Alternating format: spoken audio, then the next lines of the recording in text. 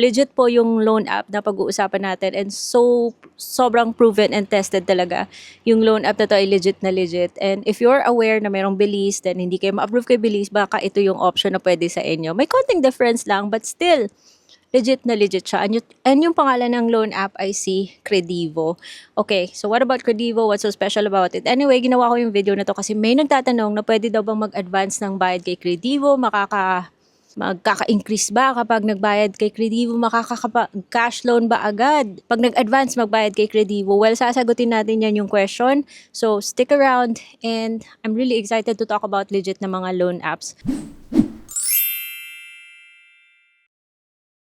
Hey everyone, welcome back to another vlog. It's Ate Red here at dito, online loan apps po yung pinag-uusapan. So mas bet ko talagang pag-usapan yung mga legit na mga loan platforms. Though this video is not sponsored, it is based on my experience kasi mga 1 year na siguro ako may Credivo or matagal-tagal na rin ha. And nakadalawang cash loan na ako sa kanya. And let's talk about cash loan because I know that's what everyone has questions about. So Credivo, kung mag-a-apply ka nito, you just need to download the app, Google Play Store, iOS, App Store, pwede siya, and one valid ID. So medyo limited lang yung IDs na tinatanggap niya and the list is here because medyo conservative po si Credivo unlike Belize. And even if si Credivo nagpapahiram ng up to 30,000 pesos, you can expect na pag nabigyan kanya ng credit limit, hindi po siya mabilis na tumaas. Kahit na good payer ka, kahit na advance ka magbayad. So, huwag ka nang mag-advance kasi hindi naman guaranteed yung increase. And mas maganda to minimize na matag ka as risky na client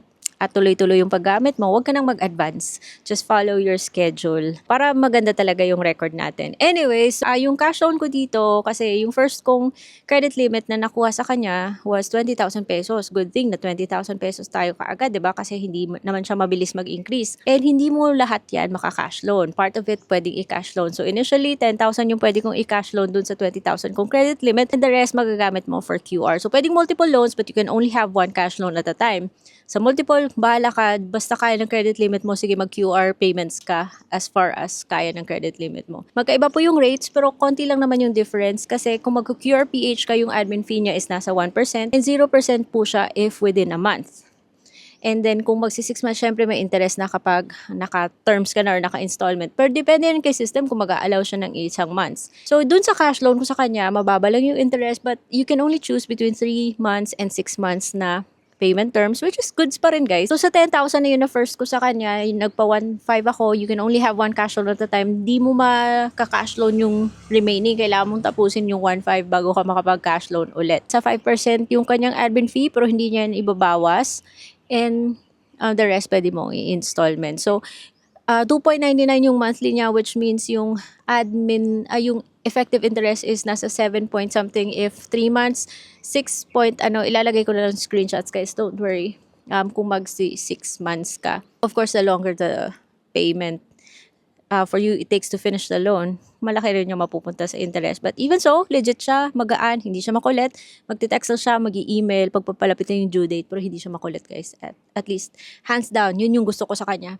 So, after kung natapos yung 1,500, good thing na sa 20,000 pa rin yung credit limit ko, but yung inalaw niya ng cash loan, nasa 14,000 na. So, 'di ba? Okay, 'di ba bongga? So, yun yung so sinagad ko yung 14,000 guys, same rates, buo pa rin siya natatanggap, pwedeng e-wallet, pwedeng bank. Now the question is, okay lang bang mag-advance? And this is something that you need to know. Yes, of course, pwedeng mag-advance. Why not? Magbabayad ka, 'di ba? But this is something you need to know kasi bago after that transaction, yung cash loan kong transaction, ginamit ko yung natitira kong credit limit para bayaran yung bill ko sa Smart and out of curiosity, in-installment ko siya. Okay, so meron akong dalawang loans, cash loan and Smart. And then iba-iba kasi yung dates niyan. So parang ganon siya. So cash loan, yung next na magjo-due is yung Smart and then yung cash loan. Now, take note na kung mag-a-advance ko, kung tatapos mo yung cash loan, masasali po yung pati yung installment ng isa mong installment. Hindi mo pwedeng ma-unselect yan.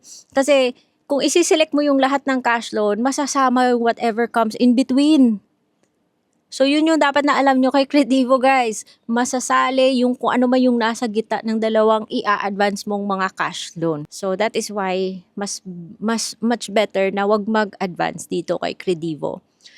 So out of your curiosity, para masagot kung pwede bang mag-cash loan ulit pagkatapos mag-advance magbayad, what I did was I had to pay the smart transaction ko, the installment ko for the smart transaction. I did that through QR pala, guys ha. So pinayaran ko yung next kong installment for my QR transaction, yung bill, tapos yung cash loan ko. Kasi you can't get rid of whatever transaction in between dun sa ng mga cash loan mo.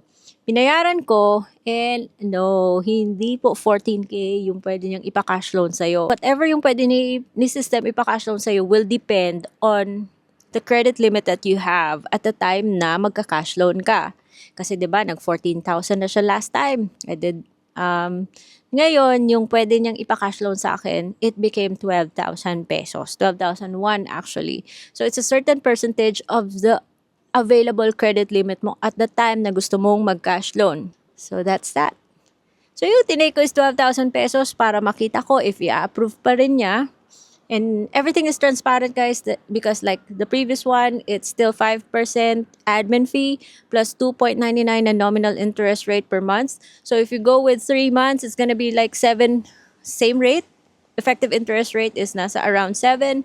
And if 6 months, nasa 6. So I did 6, of course. And pinrocess ko, and seconds lang natanggap ko siya sa aking GCash because GCash yung